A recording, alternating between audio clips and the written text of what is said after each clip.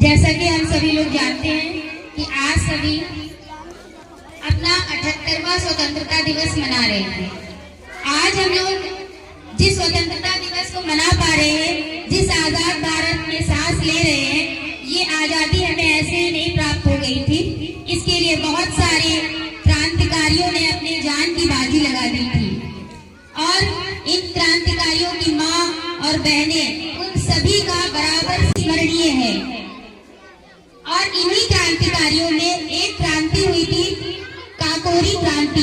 9 अगस्त 1925 को लखनऊ जा रही ट्रेन को काकोरी स्टेशन पर लूट लिया गया था और इस घटना को अंजाम देने में जो मुख्य नेतृत्व करता थे वो थे राजेंद्र नाथ लाहिड़ी, राम प्रसाद बिस्मिल, अशफाक उल्लाह खां। इन तीनों की बहादुरी से इस घटना को अंजाम दिया गया। इस घटना का उद्देश्य सरकारी जो अंग्रेज सरकार की हुकूमत थी उसको कमजोर करना था, सरकारी खजाने को लूट कर उनकी शक्ति को कमजोर कर देना था। आज हमारे विद्यालय के बच्चे इस क्रांति को एक नाटक के रूप में प्रस्तुत कर रहे हैं, जिसमें राम प्रसाद बिस्मिल के किरदार में है सुमित क्लास 6 के और अशफाक उल्लाह खां के किरदार में है आदर्श क्लास 8 के और राजेंद्र नाथ लाहिड़ी के किरदार में है कन्हैया क्लास 7 के।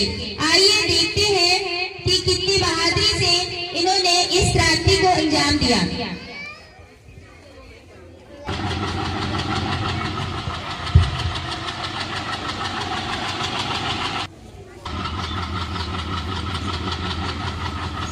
आओ ट्रेन लूटते हैं। क्या पूरी ट्रेन लूटेंगे? नहीं, जो ट्रेन के पीछे वाला डिब्बा होता है उसके अंदर होता है खजाना, उसके अंदर होता है संदूक, संदूक में रहता है खजाना, सरकारी खजाना, उसको लूटेंगे।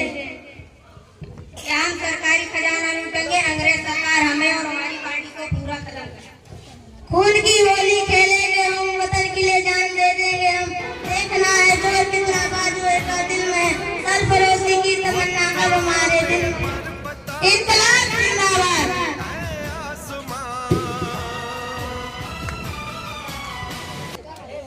तो इस तरह एक सुनियोजित ढंग से ट्रेन को लूटने की घटना को अंजाम दिया और इस घटना के बाद अंग्रेजी सरकार ने इन तीनों को जेल में डाल दिया और जेल में डालने के बाद इनको फांसी की भी सजा सुना दी गई।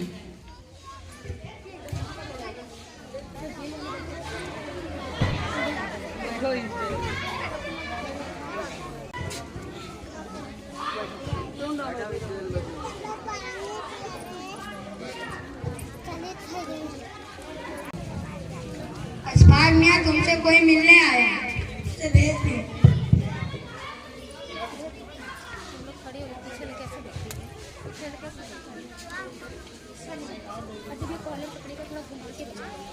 देखो अशफाक मियां, तुम एक मुस्लिम हो, अल्लाह के करम से हम भी एक मुस्लिम है। मेरी बात मानो, राम प्रसाद बिस्मिल के चक्कर में मत पड़ो। वो एक हिंदू है और हिंदू हुकूमत चाहता है, अपनी जान जाया मत करो। देखो मैं पंडित जी को तुमसे ज्यादा जानता हूँ, वो जो कुछ भी कर रहे हैं वतन के लिए ठीक कर रहे हैं और मैं भी वतन के लिए जान देने से पीछे नहीं हटूंगा। तुमसे मेरी यही दरख्वास्त है कि अभी के अभी यहाँ से चले जाओ।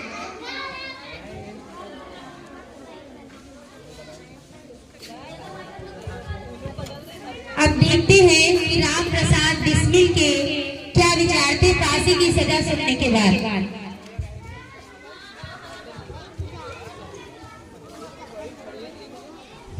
राम प्रसाद बिस्मिल, तुमसे तुम्हारी माँ मिलने आई।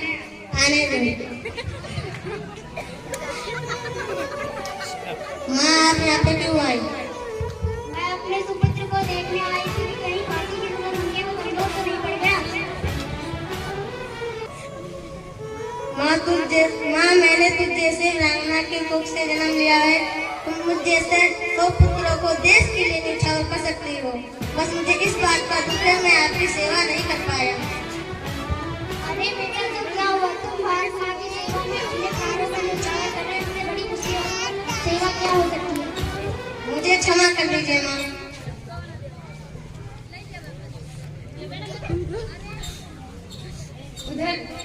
अशफाक उल्लाह खां, जिनको फांसी की सजा सुना दी गई थी, उनके क्या विचार थे, आइए उसे भी सुनिए।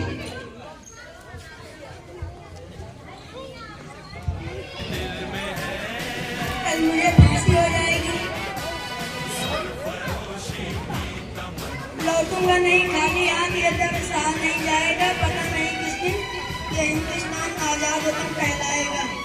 बिस्मिल तो हिंदू है, कहता है फिर आऊंगा, पर मैं मुसलमान हूँ, मजाक से बन जाता हूँ, इसीलिए पुनर्जन्म की बात नहीं कर पाता हूँ। अगर गर्व मिला खुदा तो अपनी झोली फैलाऊंगा और जन्नत के बदले पुनर्जन्म मिल जाऊंगा।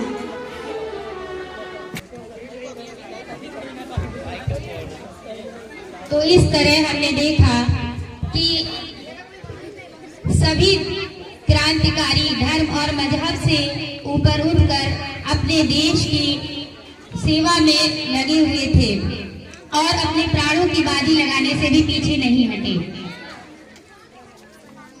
अशफाक उल्लाह खां को फैजाबाद की जेल में फांसी दी गई थी। राजेंद्र नाथ लाड़ी को गुना की जेल में फांसी दी गई थी और राम प्रसाद बिस्मिल जी को गोरखपुर जेल में फांसी दी गई थी।